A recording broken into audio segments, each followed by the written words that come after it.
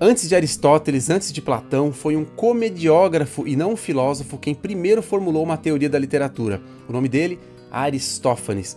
Enquanto fazia o público rir, Aristófanes já distinguia gêneros, analisava estilos, atacava o pastiche, satirizava a retórica ruim dos seus concorrentes e ainda sugeria critérios objetivos para julgar o valor literário de uma peça ficcional. E olha só, ele fazia tudo isso no palco, no teatro, com uma agudeza que muitos teóricos modernos jamais alcançaram. Mas e aí, você já tinha pensado na comédia como fonte para a teoria literária? Pois então, acho que você deveria. Aristófanes não foi só o grande mestre da comédia antiga, ele foi também uma espécie de arquiteto invisível de algo que a gente poderia chamar hoje de revolução teórica, que ainda hoje influencia a nossa compreensão da literatura. E aqui, neste vídeo, continuando o vídeo anterior, eu vou te mostrar como na peça cômica As Rãs, existe muito mais ali do que um simples embate engraçadinho entre dois personagens históricos, o Ésquilo e o Eurípides, dois tragediógrafos mais importantes gregos, porque aquilo ali na verdade é uma discussão sobre a função da poesia, sobre a legitimidade da inovação e até sobre o papel da ficção no destino de uma nação, dentre outros assuntos vários. E só com isso você já percebe que o Aristófanes não foi só o pai da comédia ocidental, ele é um dos primeiros e mais ousados teóricos da literatura, e ele continua muito atual. Enquanto outros dramaturgos simplesmente escreviam suas peças, o Aristófanes estava ali construindo de forma deliberada e muito sofisticada a primeira teoria literária sistemática da história, e o mais impressionante é que ele fez isso sem escrever nenhum tratado teórico a esse respeito. E como é que ele fez isso exatamente? A resposta está na estratégia genial por trás das obras do Aristófanes, que você vai descobrir neste vídeo. Então já senta o dedo no like aí, porque essas pesquisas dão um trabalhão para fazer, e eu vou entregar aqui de mão beijada para você com fontes acadêmicas e tudo.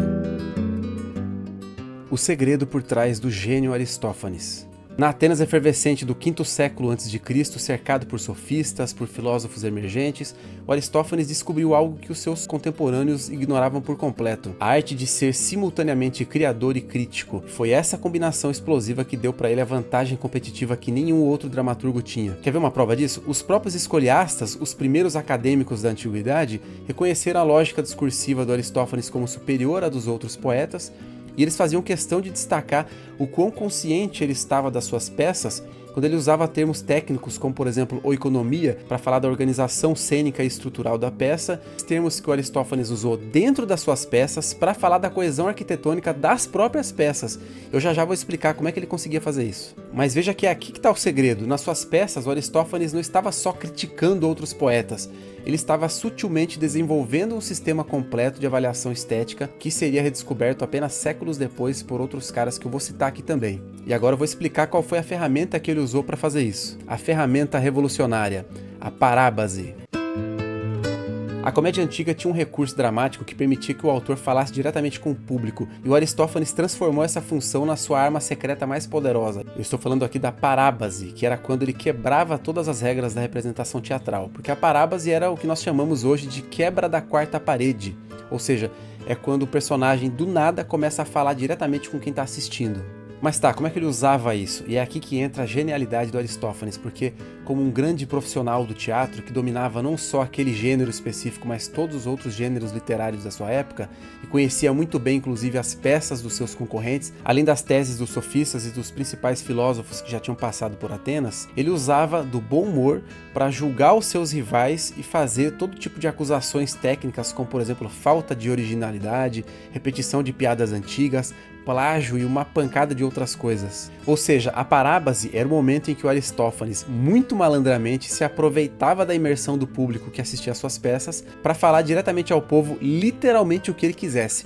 Fosse uma crítica a um concorrente, uma reclamação contra um político ou qualquer outra coisa. Se você quiser saber mais sobre isso, aqui na descrição tem um link de 2 lives que nós fizemos em um outro canal, nosso canal principal, o Universo Antares, sobre 2 peças do Aristófanes. Os links vão estar aqui embaixo na descrição, então já salva aí para olhar depois. Mas seguindo aqui, perceba que enquanto Aristófanes ia expondo os seus princípios teóricos, ele criava também uma relação de transparência com o público que nenhum outro dramaturgo conseguia estabelecer. E a gente vai ver agora qual era o principal método que ele usava para manter o público dele vidrado nas suas peças. O método secreto que mudou tudo. Na peça As Rãs, Aristófanes não tinha escolha. Ele precisava resolver uma crise cultural. Quem é que salvaria a arte dramática? O tradicionalista Ésquilo ou o inovador Eurípides? E nessa peça, a sua resposta criaria os fundamentos da crítica literária comparativa. Você com certeza já percebeu que uma das coisas que mais facilmente viraliza na internet, principalmente no YouTube, são vídeos de uma pessoa metendo cacete em outra. Ou seja, as tretas entre influencers do YouTube. E o Aristófanes conseguia simular como ninguém essa rivalidade de um jeito muito engraçado, inclusive nas suas peças. Dá até pra gente dizer que o Aristófanes criou uma espécie de proto-meme para sua época. Mas o que pouca gente percebeu na época era que Aristófanes estava criando uma estratégia de análise que só seria formalizada 2000 anos depois. Ele, com muita originalidade, estava aplicando critérios objetivos para avaliar sistematicamente os seus predecessores, os poetas trágicos. Do que eu tô falando aqui? Quais critérios objetivos?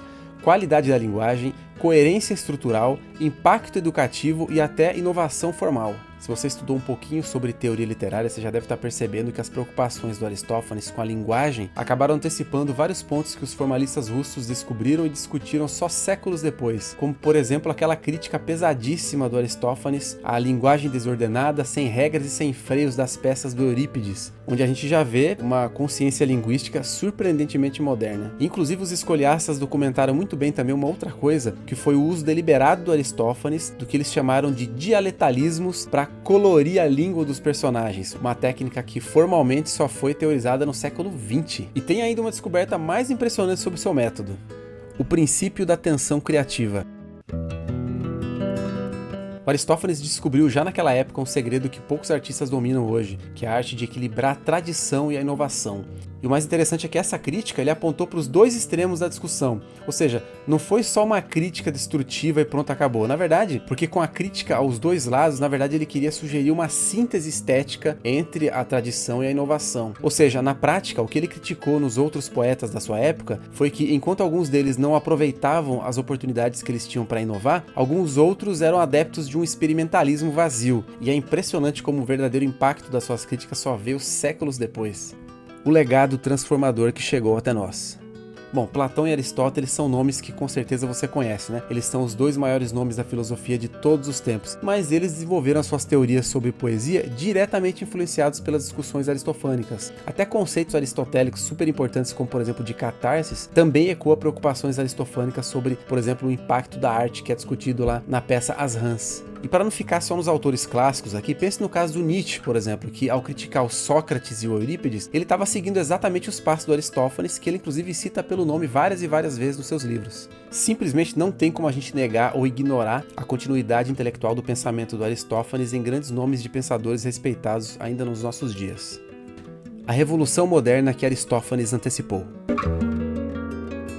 O Aristófanes não só antecipou, mas ele fundamentou uma grande parte da teoria literária que se desenvolveria muitos séculos depois dele. Eu vou citar alguns nomes aqui, vou colocar cada um deles na tela, para caso você queira pesquisar depois. Os dois primeiros aqui são Bertolt Brecht e Samuel Beckett, que basicamente foram quem retomaram as técnicas aristofânicas de quebra da ilusão mimética, que no contexto lá do teatro é a parábase, né? E a gente tem também o Bakhtin, Mikhail Bakhtin, esse é um personagem que eu gosto bastante, e que foi quem estudou a prática dialógica do Aristófanes, e que serviu também para ele como uma antecipação dos procedimentos polifônicos, que foi uma das teorias que ele mesmo desenvolveu. E a gente pode citar também o James Joyce e o Goethe, por exemplo, que de alguma forma acabaram ecoando a reflexão aristofânica sobre a natureza autorreferencial da arte. Eu poderia citar aqui vários outros autores que acabaram desenvolvendo mais pra frente vários princípios aristofânicos, como por exemplo a análise comparativa sistemática, a atenção à qualidade da linguagem, o equilíbrio entre tradição e inovação, como a gente estava falando, a consciência metatextual, que é uma coisa gritante, muito interessante inclusive nas peças aristofânicas, e são coisas que continuam sendo os pilares de qualquer crítica literária séria até hoje. Por que Aristófanes ainda é indispensável? Olha, o Aristófanes ele permanece como o único autor da antiguidade que conseguiu ser simultaneamente criador e também teórico revolucionário. Ele foi um criador muito bom e um teórico muito bom. E essa combinação é rara, por isso que ele tem uma posição única que nenhum outro crítico posterior conseguiu replicar completamente. E além disso, como a gente viu, o Aristófanes ele não foi só o precursor, mas ele foi o fundador de uma tradição crítica que continua muito viva e essencial ainda pra gente. E mais do que isso, né? A obra do Aristófanes é a prova cabal que a gente tem de que a teoria literária não é uma disciplina exclusivamente moderna, mas é uma atividade inerente à própria criação artística, principalmente quando ela atinge uma autoconsciência e um rigor intelectual suficientes, como a gente vê nas próprias obras dele. Então, quando a gente estuda Aristófanes, a gente não só compreende as origens da crítica e da teoria literária, como a gente transforma também a nossa própria capacidade de ler, de analisar, de criar literatura com uma consciência teórica mais profunda. E é assim que aquela jornada que começou 2.400 e poucos anos lá atrás com um comediógrafo grego continua em cada análise literária que a gente faz hoje, cada vez que a gente teoriza sobre literatura. E eu acho que vale a sua inscrição, não vale? Se possível, deixe um comentário aí embaixo dizendo o que você está achando. Eu espero ver você nos próximos vídeos. Até a próxima!